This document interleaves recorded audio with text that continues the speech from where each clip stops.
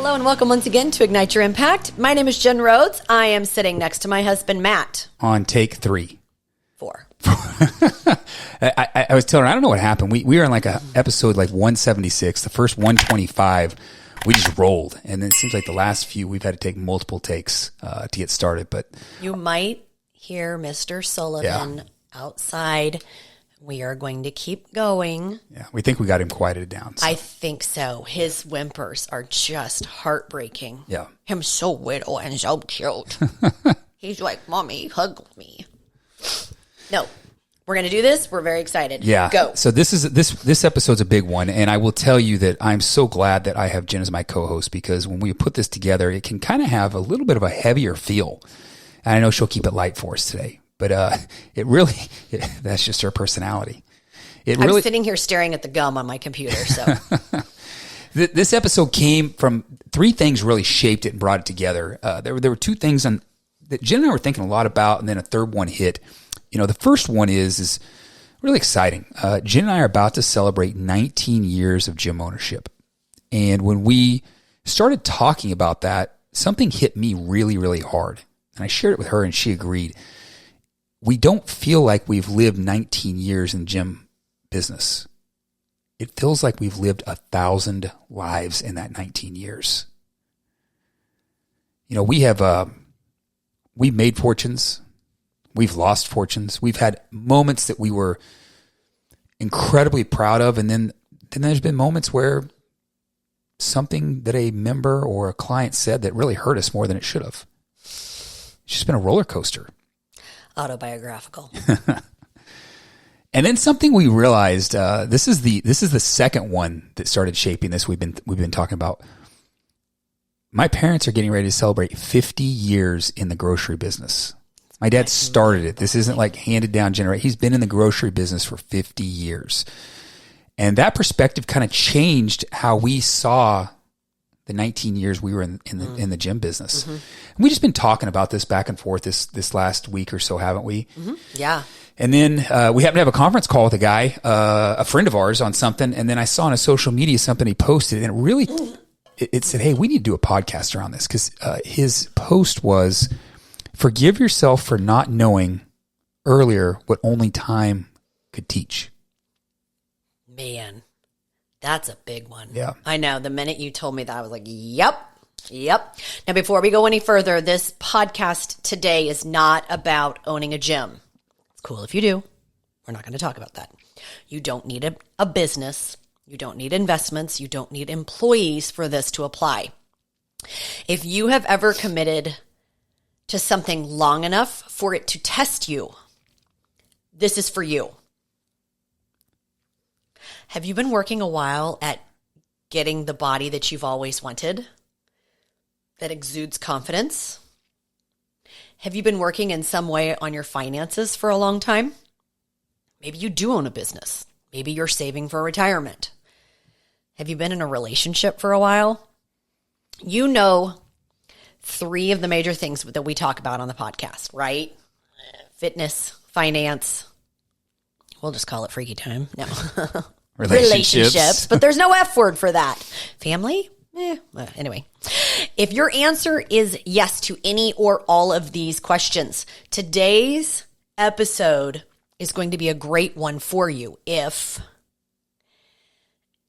as we talk through owning a gym, you will think about how it applies to you. Yeah, that many lives inside one commitment. You know, when you stay with something long enough, whether it's your gym, whether it's your health, it's a relationship, or it's a career, you don't stay the same person. You just don't. Things change. And we can look back clearly and see the different versions of ourselves. So many different versions. Wouldn't you agree? I had a different version this morning. It's not a dual personality, just a different version. That's the fun part of perimenopause. You don't know what you're going to get with me. Well, you know, the early years, I'm like, you got this. I'm thinking of our previous versions. In the early years, we were full of figuring it out.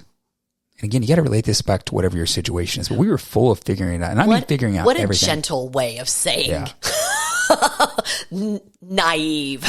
Naive is a great way. I was trying to, could I do what I needed to do to help support this business? I don't know. I'd never done this before. Could Jen do what she needed to do? I mean, did I have faith in her? Yeah, but I don't know. She'd never done this before either.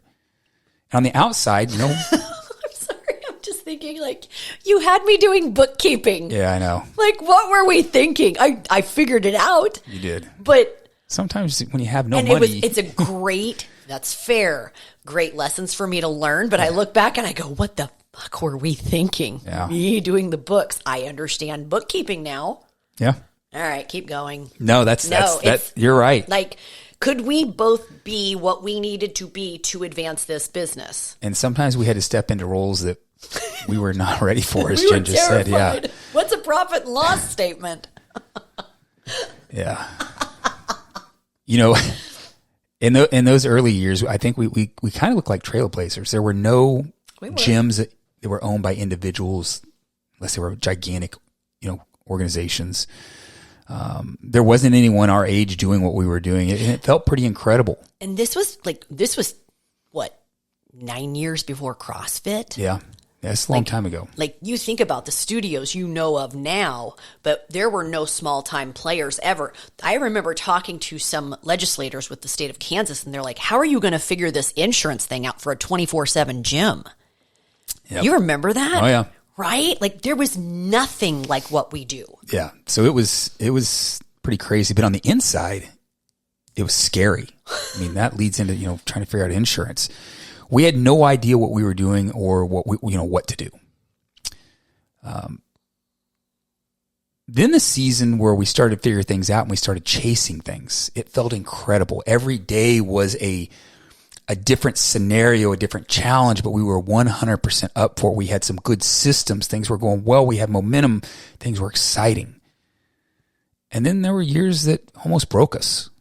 They were hard. They were heavy. We had a lot of success once we figured things out and we thought we could duplicate it without putting in that hard work, and it bit us. And every day felt like a decade and a failure. And then the phase we're in now we're in this longevity is what I would call it. Longevity phase of where the decisions we are making today are not about today. They are about what happens in 1 year, 2 year. We have a pretty big decision we're making right now about something, and we're not going to talk about it on here right now, but eventually we'll, bringing into our business. And we're trying to figure out, if we do this today, how does that affect 1 year and 2 years down the road? It's more about strategy and happiness than it is how do we survive today. That's the phase we're in right now. It's a great phase. That's what a great parlay into what we're going to focus on today. Yeah. Yeah. And I just went through those, and some of them are heavy. Like I said, this might be a little heavier, but none of those versions were wrong.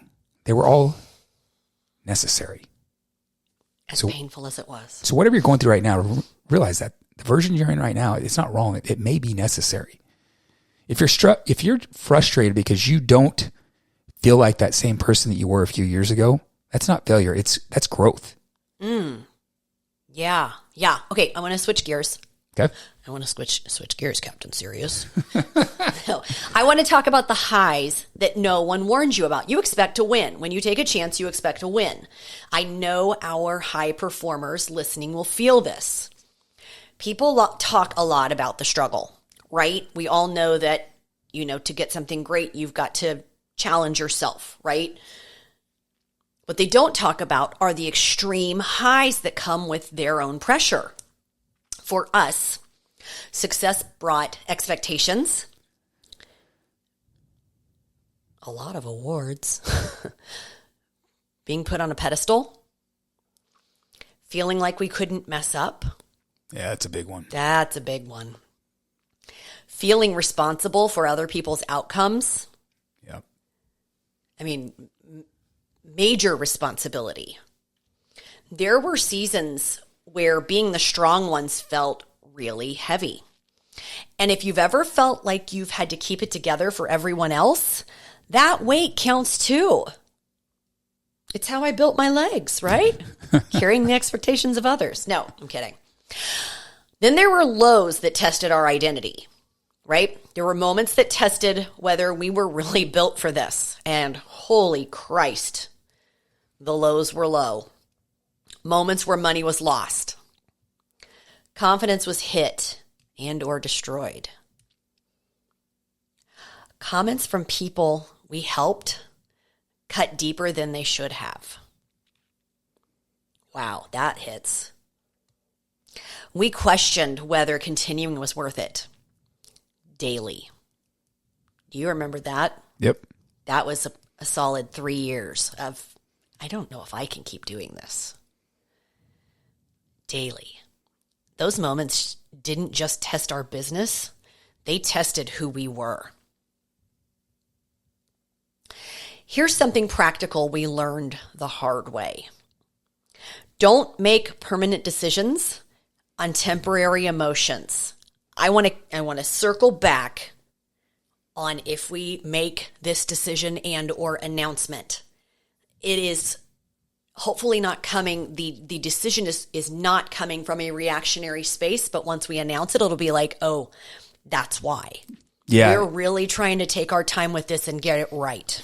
Yeah, you go back to those phases that I talked about, and a lot of those decisions you had, I mean, as a business owner, as a parent, as anything, sometimes you got to just make quick decisions. But that phase that we're in right now, which is so healthy, is the ability to strategically think about, hey, how does this affect us long term? But doing this together added another layer, being business partners. There were times when the business brought us closer, and there were times when it created tension. You know, we had to learn when to talk about it. Typically not on the gym floor.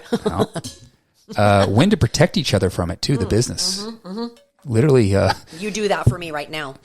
Hey, Jen, it's time to come home. I know you love this energy. No, that where I was going with that is protecting each other so we maybe don't see something that we know would affect us. A perfect example is we, and I don't want to dive into this, but we have a little bit of an issue going with a member, and Jen held on 2 days before she told me. She wanted to think through it. That goes back to not making decisions based on emotions. Yeah. See, you're a different person. 100%, because I would have clocked this turd. But she took 2 days before she even showed it to 10 me. years ago. No, I wouldn't. I don't hit people. And there's been times that I've had to protect Jen from the business as well. Yep. And when you stop trying to win so hard, you start to understand.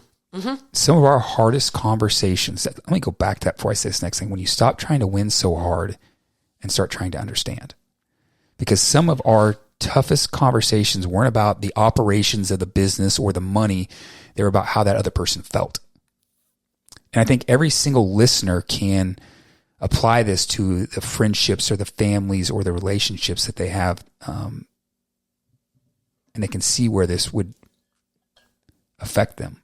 You know, any relationship under pressure will expose that weak communication. And that doesn't mean it's broken. It just means that it's being tested. Yeah. I want to shift. Seeing your parents hit 50 years stopped me in my tracks. I know, like, I posted on my social media, proud doesn't even scratch the surface. The amount of pride that I have for our family and the lessons that your parents learned. Ooh, I'm getting misty.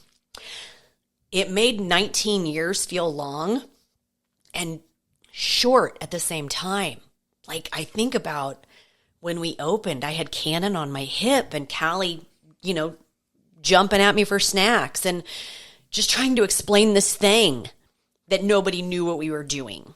And all that shit coming at us as babies. We were babies. Yep. We were babies.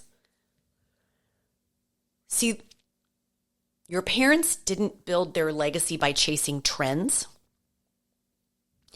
I love that they built it by showing up daily, staying consistent, being known in their community, and not quitting when it stopped being exciting.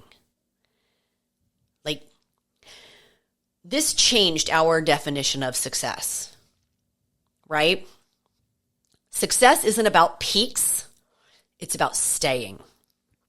Yeah, and as you were just saying that, you said showing up, staying consistent, not quitting when they get excited. I keep saying that if you're listening right now and you really take this to heart, I mean, that could be your fitness. Mm-hmm. That could be your relationships. It could be your finances, anything. It's no difference as we walk through this. I hope you do that. But back to that quote that our friend had posted. Forgive yourself for not knowing earlier what only time could teach you. Time teaches you things that motivation cannot. It teaches you patience. It teaches you perspective. It teaches you humility, forgiveness, adaptability. That's what time does for you. Talent gets attention. Time earns trust. Wow. Matt, you are throwing some bangers today. Shit. I love that. Yeah. I just respect people who've done something for a long time. Yeah. And I think that earns the trust. And when I say something, it doesn't need to be a business. It could be working in a corporate job for a long time. I respect people who put the energy and effort in to do something, doing it right. So, but I think if you're early in your journey and you feel behind, because I just talked about respecting people who've done it for a long time, I want to shift and say, if you're in your journey and you feel like you're behind, you're not behind. You're early to your timeline. Mm. So I think we're going to wrap up now. I know today's been very different than what we normally do, but I think the listeners can draw the parallels. And if there's one thing that I would say 19 years has taught us, it's this, is you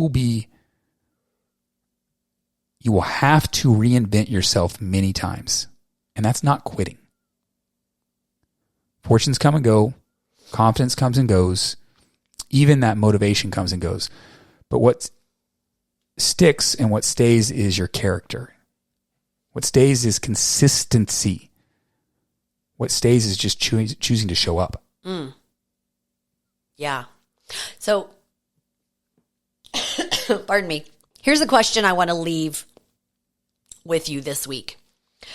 What's the thing in your life that's testing whether you'll stay or quit? That stick and stay. Who always said that? Was that Hanachek? Yeah, that was Coach Joe. That stick and stay. I don't know why that just popped in my head. I knew exactly who you're talking about. I know. Isn't that wild? Oh, we've had so many good mentors over the years. Right. What's the one thing in your life that's testing whether you'll stay or quit? You don't need more intensity. You don't need a new plan. You need a longer timeline. And you need permission to keep going. If you're still in it, you're doing better than you think. Yeah, I love that. I think just shows people that what you just capped off right there is you may feel behind. You just, sometimes getting what you want just takes a little longer than you think. Yeah. Yeah. I love it. All right, let's wrap friends. There. Under 20 minutes. Wow. Go us. Guys, I hope you found value in today's episode. If you did, share it. That's the only way we grow this message. So with that, talk to you next week.